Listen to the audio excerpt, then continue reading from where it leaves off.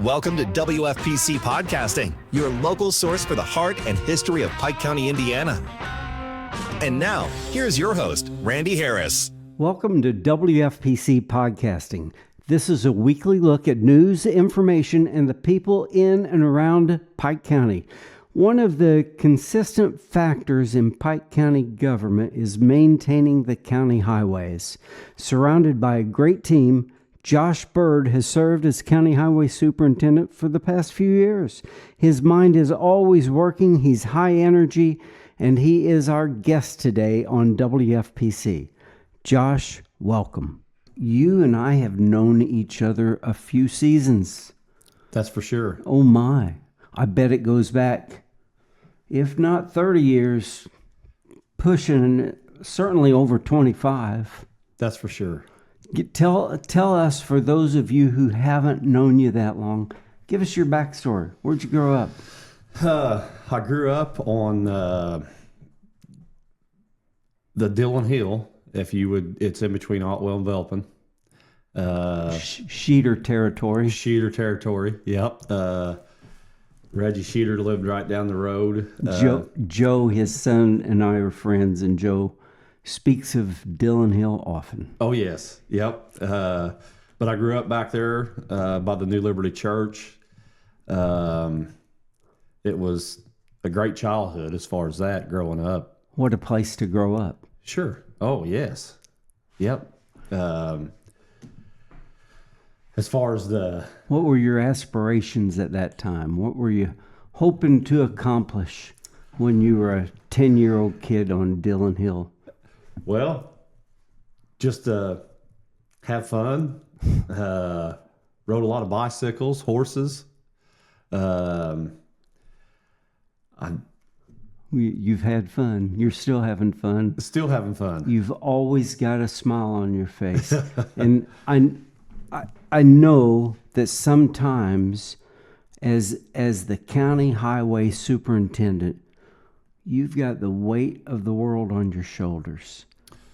And you're trying to now when you took your job with the county, you started out working with Roger Ham, and Blue had been on that department for 45 years, I think, time. When he retired. Yes, Roger was a great guy. I started the highway department when I was 17 years old. Wow.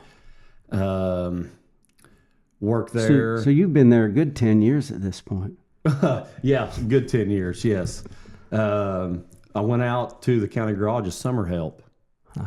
And I worked out there as summer help till I was 18, and then I ended up going to work for 4-Star. And I was pulling out one evening down there from getting off work, and Buster McCandless and Roger pulled in. Buster at the time was a commissioner. And they pulled in and wanted to know if I wanted a job with the county highway department.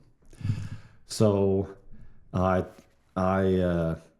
went out, filled out an application, and went back, and ended up working there as an employee for 10 years. And what were your duties at that time? Welding or? No, I started out on the paver. Wow. As a laborer. Then started running tractors, graders, bush hogs, just the daily maintenance of the county garage. So I don't know if everybody understands what all the Pike County Highway Department does, but it's pretty entangled. I mean, you're putting gravel some places. Time or two a year you get to run asphalt, but you're always keeping ditches cleaned out. Then you've got limbs that come down.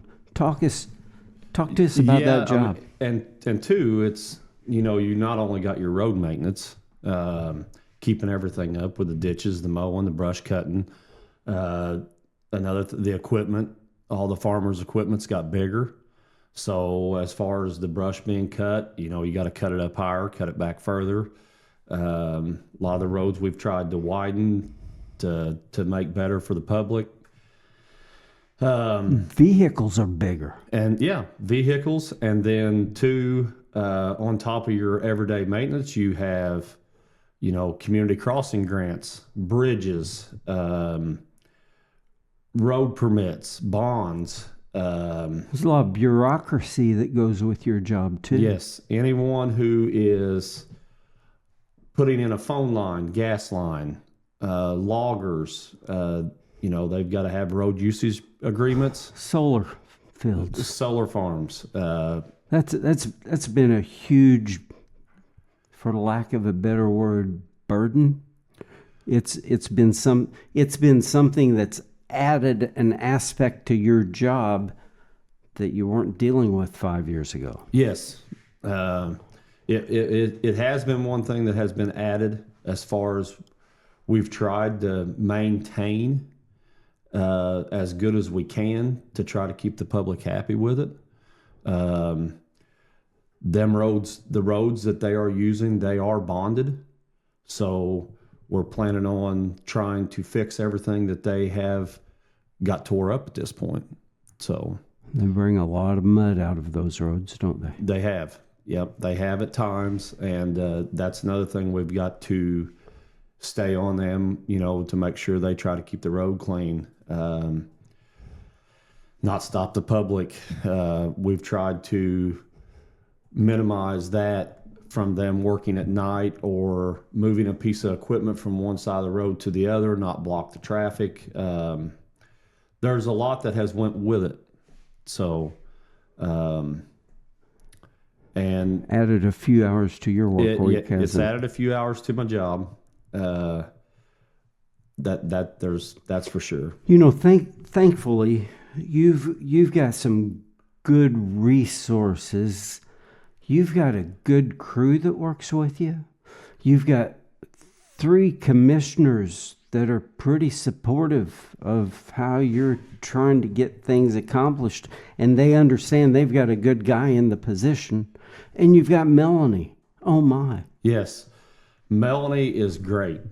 She is the heart of the office. There is no doubt about it. She does a great job. She keeps track of all the federal grants, community crossings. She applies for all that. And since 2016, she's got $8.8 million in grants. Wow. For paving. Wow. That averages out to about 13 miles a year.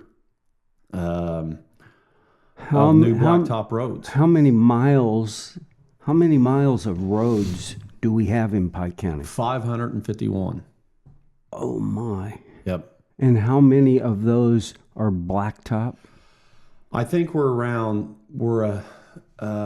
probably around 300 blacktop, I'm guessing, and probably, setting the hair over 200 on rock.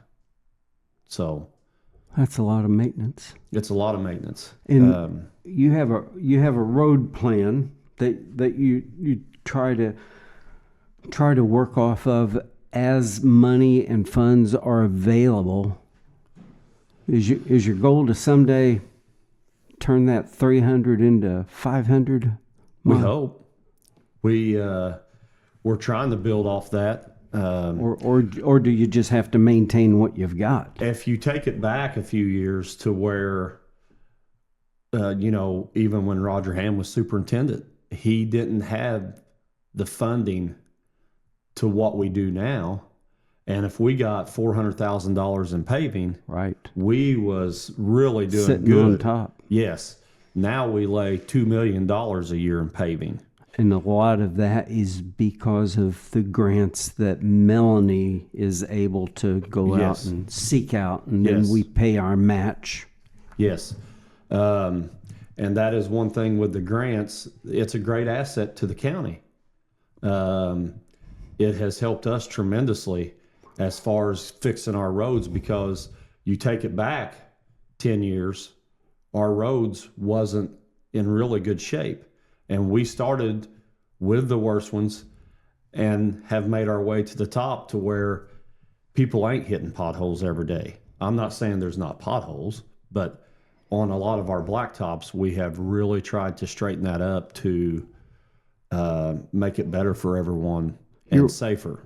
Your worst thing on potholes, we're into November now. Mm-hmm. I assume as we hit late December, January, February, that's when you're going to have freezing and thawing and water getting down in there. Yeah. That's usually when we start running the patching machine on, filling cracks, trying to, if there is a pothole, fill it so the water don't get down in it and then freeze and break up the road. We've ran 2 patching machines. So, as far as maintenance on the blacktop, we've tried to keep that to where we keep it at a minimum of stopping the water getting into the road. And it's like anything else. When it freezes and thaws and you get the heavy equipment on or whatever, it's gonna create a problem. Trying to figure out how to say this, but you were talking about grants and kind of circling back to that. So much of what you have to work with right now comes through the community crossings grant. Mm-hmm. That's getting ready to change, isn't it? Yes. Yep. Now, you're not the politician, but explain this Senate Bill 1, which we've, not you and I, but we've discussed it on this program before. Senate Bill 1 is changing our source of financing. Our revenue. We're a small community. We've got 12,500 people to take care of those 500 miles of roads that you're talking about. And I've always been a small government kind of person. Let people pull themselves up by the bootstraps and do what they can. Mm-hmm. Abraham Lincoln told us government should only do for the people what the people can't do for themselves. To me, that's water towers, infrastructure, police, and roads. You're correct, and they've made it to where they've took the funding, and it's just like the wheel tax. The states told the counties, you're either going to pass the wheel tax or you're not going to get the funding that you need. There will be a certain amount available for you, but you can't apply for the full amount. Well, that puts it in the council hands of, what choice do you have if you're going to keep maintaining your roads and doing a good job?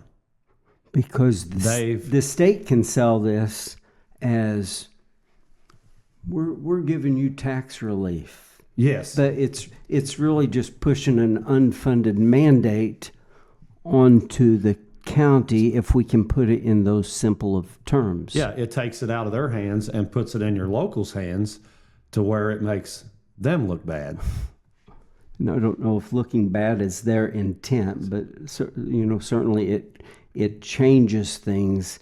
How do we deal with it? So the taxpayers are getting relief here, but if you want to maintain this service, it's got to come from somewhere. It's got to come from somewhere. Yes. And the match that Melanie has been so diligent and so good at has to come up with 20% or whatever that grant's going to be. Yeah, that's like I'm trying to keep this to where we're not. Yes, it was like, so they are going to change a few things with it. It was a 75-25. They're going to go to an 80-20, to where 20% is the county part, 80% is the state part. So, and it has helped us a lot there's no question about it as far as the community crossings. That's why you've had more to work with than Blue Ham Yes. had to work with. Yes, that's for sure. What are some of the big projects that we've been able to appreciate from those community crossing grants that I drive a lot of county roads, and they are in the best shape that I've seen them in the 37 years I've been driving up and down those county roads. Yeah, it's maintenance, it's keeping them up, it's being able to have a asset management plan to where you grade the roads, and you start with your low numbers and you start fixing them, and as you're moving forward, you're just creating better roads, and then eventually you'll get to the point to where you've got majority of them done, and then you start going back and fixing what you had made good 10 years ago. Yes. But now they need some help again. Yes, and that one thing, we've got to be certified in the asset management plan. So Melanie has kept up on that. Now there's got to be 2 of them. So that's something else that I'm going to have to go along with her and get the certifications so we can apply for it. Mm-hmm. So if we don't have the certifications, then we can't apply for it neither. And this is, we keep referring to Melanie. This is Melanie Britton. I knew her when she was growing up as Melanie Hawkins. Yes. She and her sister Amy used to work at John's. Yes. When they were kids. Yeah, and not only the community crossings, but it's the federal aid bridges that she does, and she keeps track. Oh. Same way with County Road 300 North. It's a federal aid project. You're on 2 subjects. Before we get too far away from those, explain to the public what the project on 300 North is. You've hit some spurs in that. The project on 300 North is mainly for development. And 300 North is, well, actually, it connects State Road 57 and State Road 61. It's just south of Petersburg as you're approaching that curve and heading in toward Half Mile Hill. Right before the tech center, yeah. Before the tech center, if you're coming from the south. Coming from the south. It is mainly just for development. There's a couple of people that's interested in doing some things there. So that's... Since that does connect 61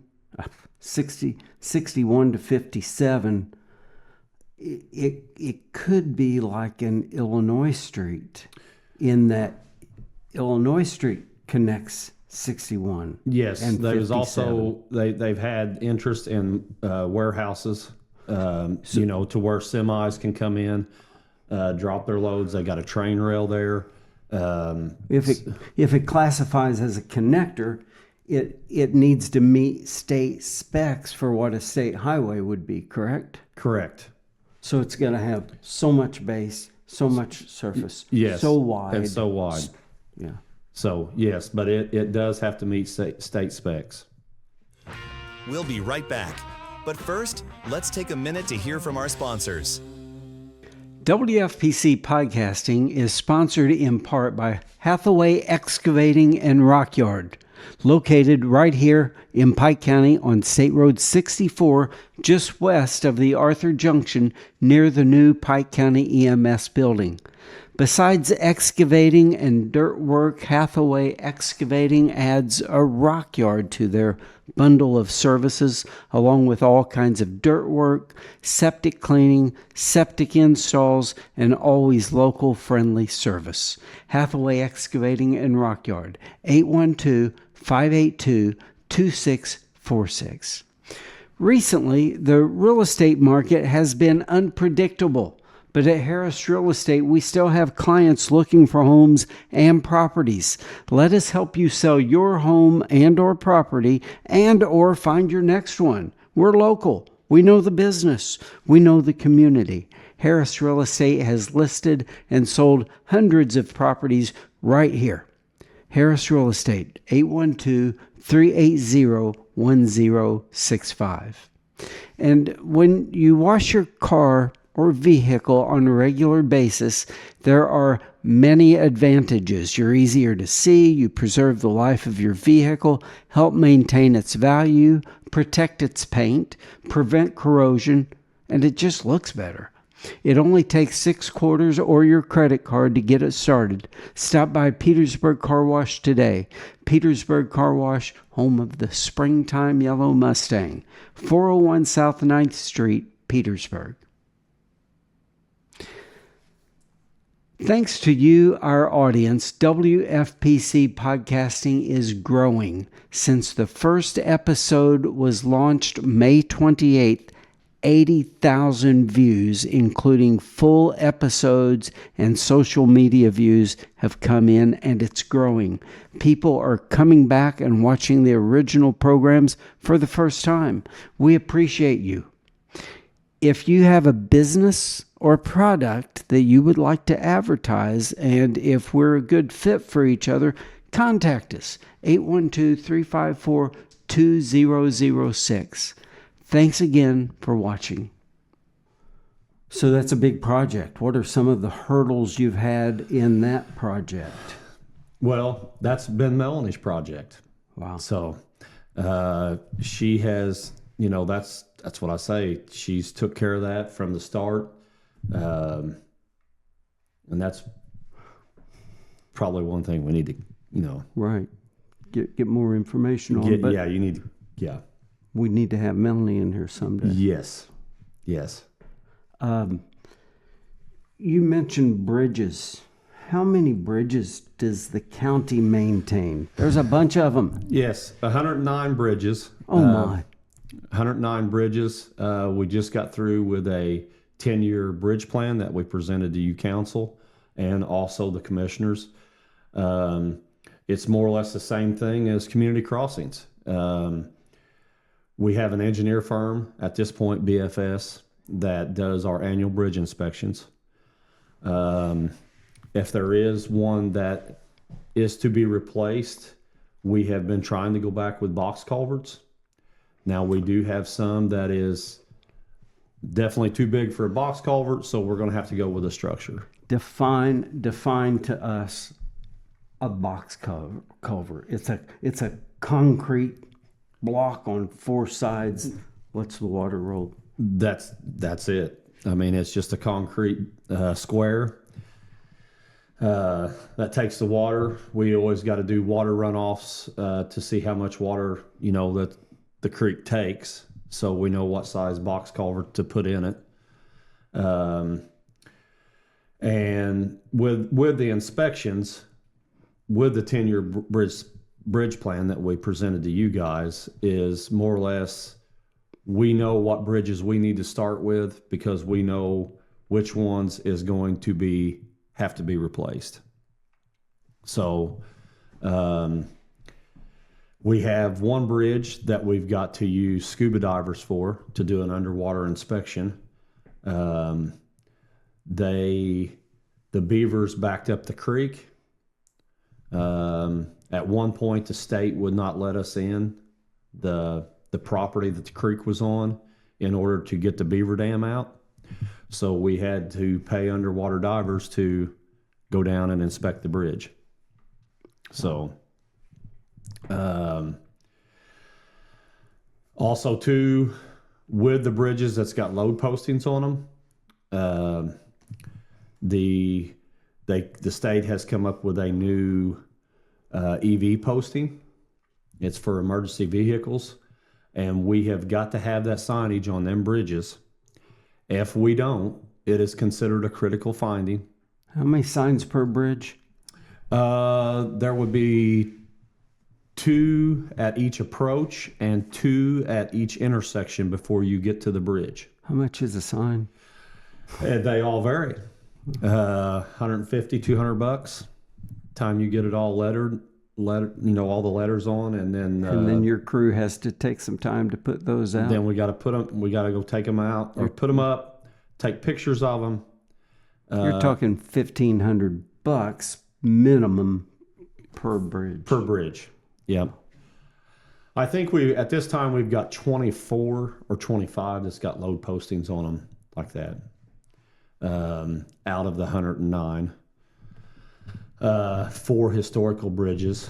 And let's go back to our previous conversation. Vehicles are bigger today. Farm implements are bigger today. Machinery's bigger. Trucks are heavier. These bridges, when they were designed in 1940 or 1950, they weren't expecting the weight that they carry today. No, and that's why we've had to change. There's been several of them we've had to change because of it. They wouldn't hold the load. Now, we do have a few of them left that we are currently working on to get them replaced.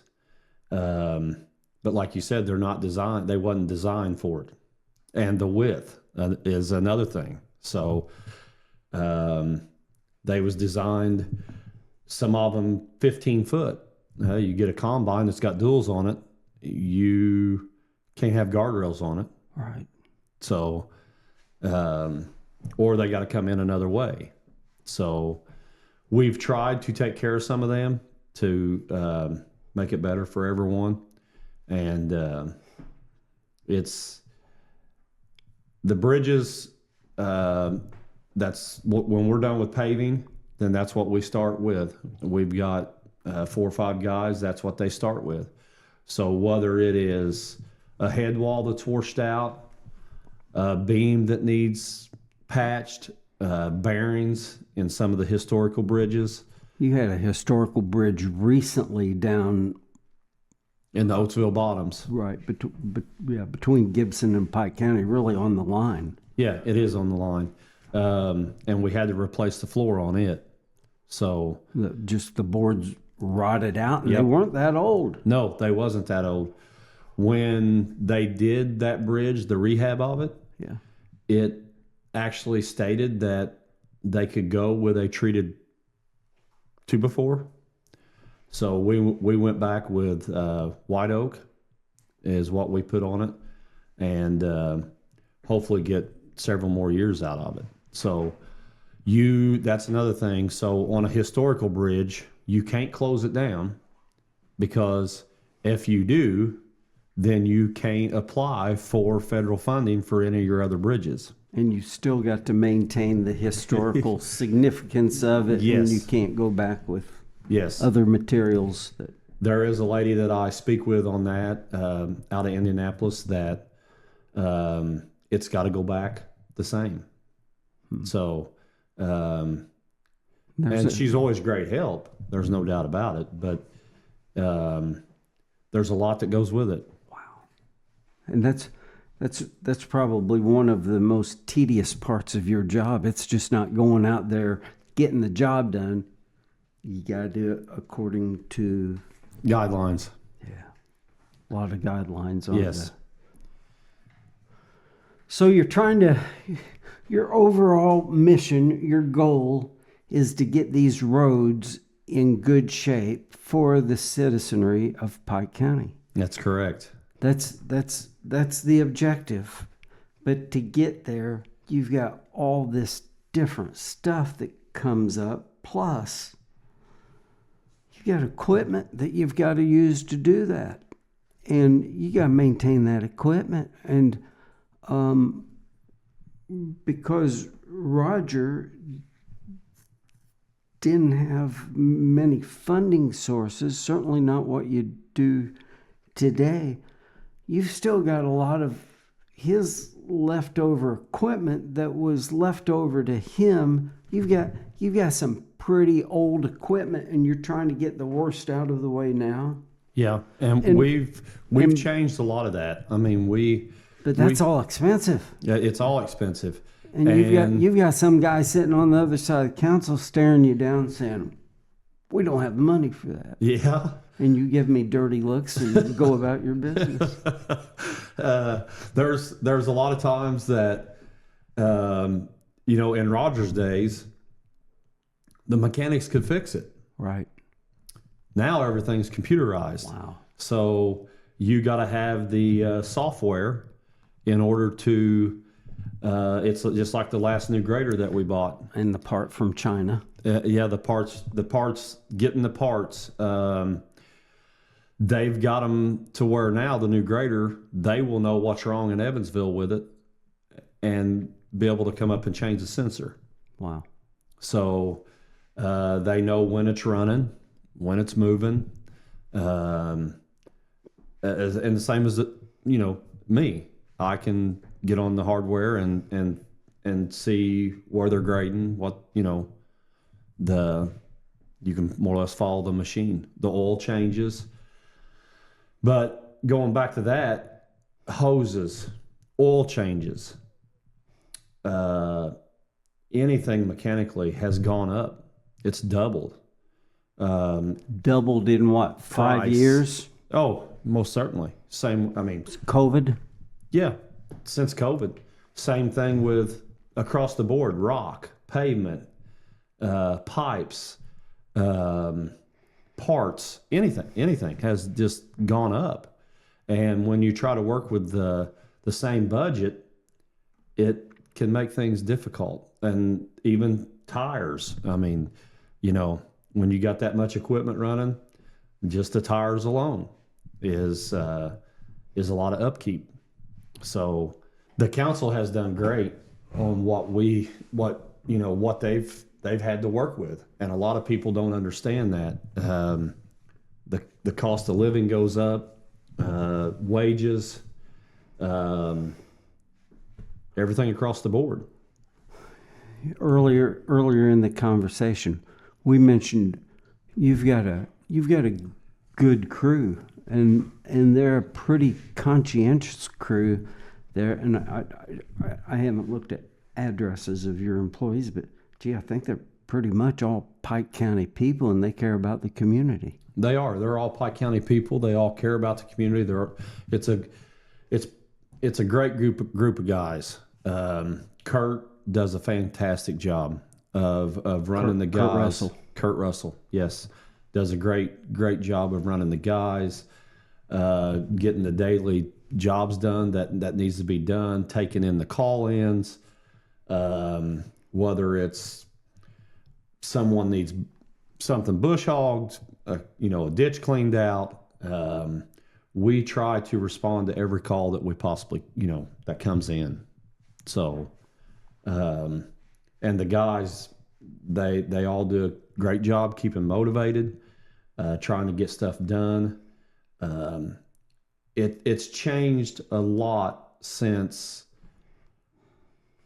I'm talking early 90s, late 80s. There's been a lot of changes to where there's a lot of eyes. People pay attention. They know the difference. Social media, we didn't have that in 1988. You do something wrong, you are definitely going to hear it. We had the Press Dispatch and WFPC. No good deed goes unpunished.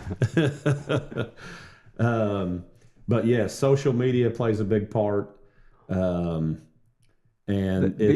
you're trying. But we try every day. Yes. And thankfully, we briefly mentioned this and moved on, but you've got 3 good commissioners that share your vision on. They understand you and your crew is trying to get this crew, including Melanie. You're trying to get this accomplished. Mark Flint, Jeff Nelson, and Ryan Coleman have been great.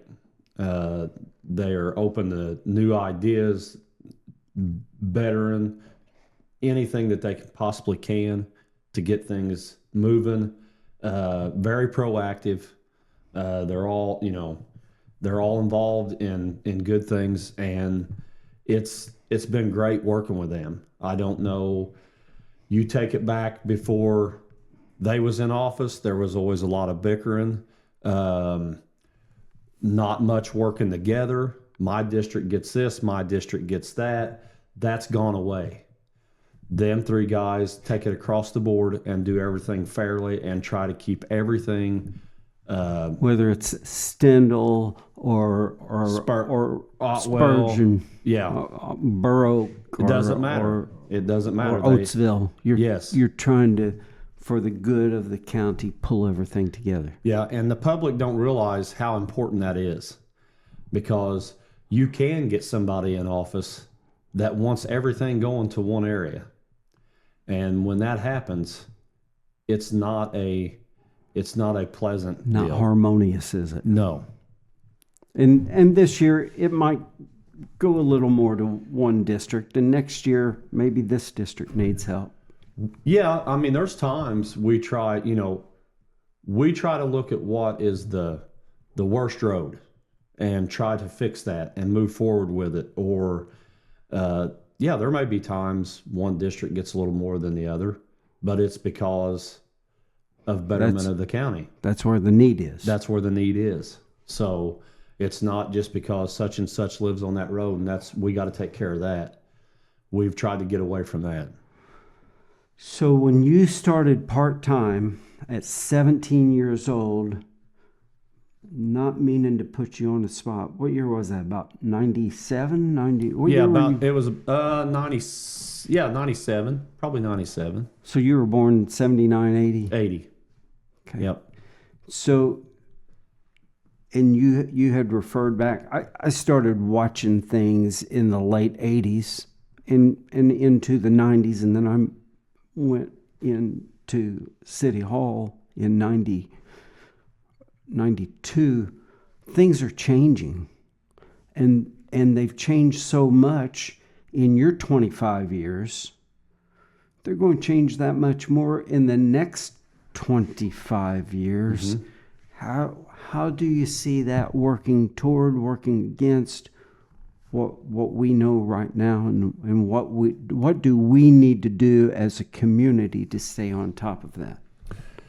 I think as far as the changes, you've got to move with them. As I've seen, I don't like change. Right. I'm one of the worst ones at liking change, but I've learned to grow with that. And there's a reason why we're comfortable with what has been established by our predecessors, because they've already figured out what works, what doesn't work. Not that it doesn't need tweaking, mm-hmm. but to just cut something, break it in half, and start over. That's a design for failure. Yeah, you got to roll with it. There's and then the generations have changed. Oh my, people, our attitudes are different. Yes. When I was young, when I started the county garage, I looked up to Roger Ham and Bill Hensley and John Lane. They was the three guys running it. Those are three guys who had been through the trenches. They done it. They worked just as hard as anybody that there was out there. But I looked up to them guys and ended up, falling into that spot. But the changes now from when they was boss till now is completely different. I mean, it is across the board on how things are done. You've got more of this bureaucracy to... paperwork, answering, answering to everyone that needs answers, and trying to do the right thing and get the job done. And you mentioned John and Bill. Those are guys that knew how to take a coat hanger and turn it into a Buick. Yeah. They knew how to pull themselves up by the bootstraps and make do with what they had. Yes. They was all three good guys. And it's, I look back and it's like the changing that goes on from where the roads were then to where they are now. And the funding. everything that goes along with it, the taxes, the council working together, the commissioners working together. And I go back to saying, if you don't have 3 commissioners that work together, that's where it hurts your county. And there's a lot of people that can sit there and judge and say, well, you know, they do this or they do that. But in all reality, when it goes back to they're all trying to do good for the county. Yeah, you can criticize on your deathbed, but what are you doing to Yes. make it better? Yes. So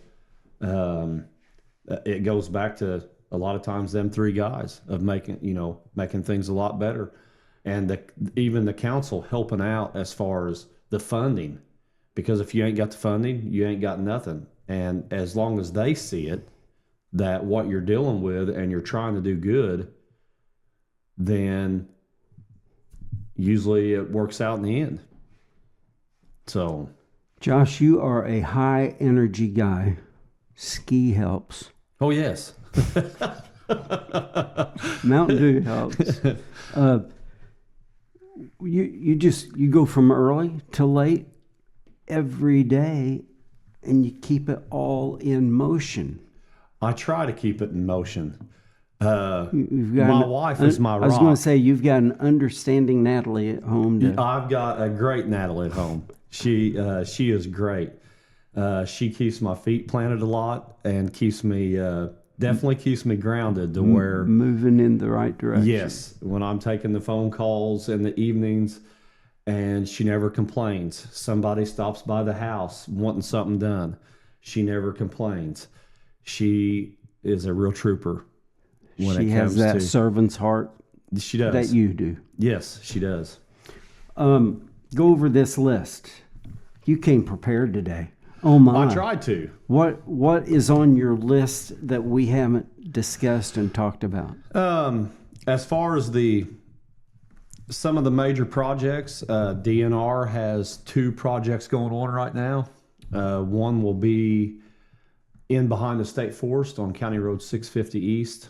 There's a road that runs from the fire tower out to 64. Yes. There's a high wall on it, and DNR has tried to come through and get some of these spots to where they fill in the high wall and make it more gradual, do the reclamation to just make it look a lot better.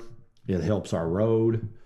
And then also too, there's another one down at Co that they're doing, kind of the same thing. So they're taking some of the old spoil grounds. I was going to say that's former mine property. It's for mine property. But with that comes heavy equipment. Do you have to work with Shannon on that? I got to work with Shannon Baumgart on that. He does a great job with DNR. Also, Jay Aches, he is over the underground mine division. He does, so here about 3 years ago, Blackburn Road, the one that goes into the power plant, the underground mine shaft had collapsed. So the road had actually sunk in about 5 foot. So they come in, they actually drill, they bore holes in the road, and then they pump them full of grout. So they got that road's corrected. We got it built back up. What is the grout? Where does that come from? It's more or less like a powder mix that ends up setting up. Did it come from the power plant? No, it's I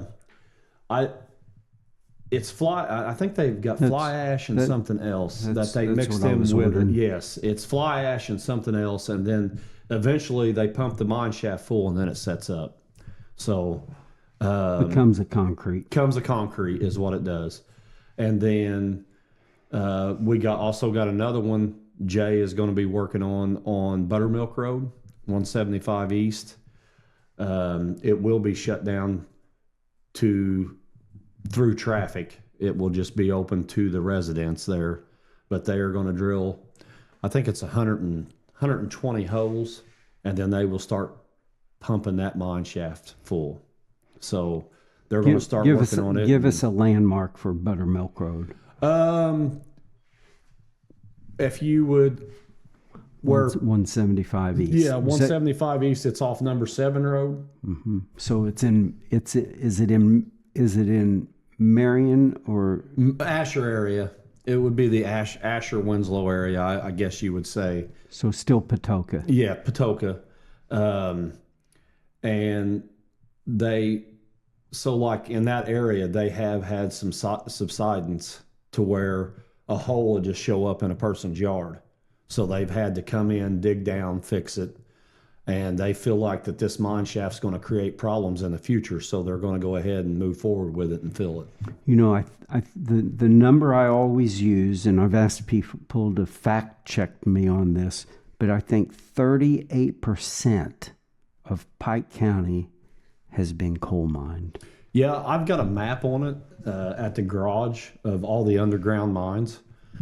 There is definitely something like over here by the old library and that part of Petersburg. There was some back in there. Blackburn Road, that area. Down around number 7 road. And a lot of them voids underneath there, is under houses, so it could really cause some issues if they're not corrected. And there's a program state of Indiana implemented 35 years ago where you can get mine subsidence insurance. Yes, and it's pretty reasonable. Yeah, they can carry it on their houses and different things. And like I said, some of them old mine shafts are still there. So they're trying to take care of some of that. They've been working in our area quite a bit here lately. But when that happens, you got a heavy equipment coming in. You've got all the tons, like this on Buttermilk Road. It's 14,000 yards is what they'll have to haul in. They'll set up a batch plant, mix it on site, and then pump the hose full. When you mentioned the old library, I don't think it's as close to town. It's more out toward that Pilgrim Holiness area off of Knox Road. It is. I was just meaning behind the old library is where that some of that lays in there. Goes right toward the river. Yes, it goes towards the river. Correct. What else is on your list? We've covered a lot of subjects. We have covered a lot, yes. And I think that's all good and so informative for the community. And I'm thankful that we could wrangle you to get you in this enclosed room for a few minutes to just talk to us. What else do you need to tell us about going forward? Paving season? Paving season is wrapped up for this year. We did apply for next year with them waiting on whether the counties passed the wheel tax. We could only apply for $1.3 million this year. You know that wheel tax is going to be very unpopular. Very unpopular. And it's been under discussion since I've been involved covering county council and commissioner meetings in the late 1980s. It's come up every now and then, but as you mentioned, at this point, our hand is being forced. If we want to maintain what we're doing, that funding resource is being shifted. So where people are seeing it in one place, it's going to be taken out of there. If we're going to maintain what we're doing, it's going to have to come from someplace else. That's correct. And nobody wants to pay more taxes. Oh, nobody. No, nobody. And I can't say that I blame them, but in order for the county to keep moving forward in a positive direction, I think our hands are tied, And that's why it's imperative that the tax money, we always understand it's the people's money. We're just using it to do what they can't do for themselves. Yeah. and we don't need to waste it. And obviously, your department's been very strong about having that attitude as well. Yeah, we try in a lot of ways. As far as, even scrapping all the old pipes we take out of the ground, we scrap them to try to save money. So in any way that we can, we try. So, and that's the goal. That's why we're going to try to keep moving forward and do the best that we can. Well, Josh, we sure appreciate you being in here. Thanks. Thank you. We appreciate the job. We're blessed to have you. And thank you. Thanks for joining us for this program of WFPC Podcasting. The program is brought to you by Harris Real Estate, Hathaway Excavating and Rock Yard, and Petersburg Car Wash. Please like the podcast and share with your friends so more people can hear about WFPC. You may find WFPC Podcasting on our website, Spotify, YouTube, Apple Podcasts, and wherever you listen to your favorite media. Join us next Friday for another WFPC podcast, exploring the people, information, and the news right here in Pike County, Indiana. See you next week. Thanks for watching WFPC Podcasting, your local source for the heart and history of Pike County, Indiana. From back roads to town centers, we bring you the voices, stories, and news that shape our community. Join us on this journey through the past, present, and future of Pike County, Indiana. Tune in next week for the next episode of WFPC Podcasting.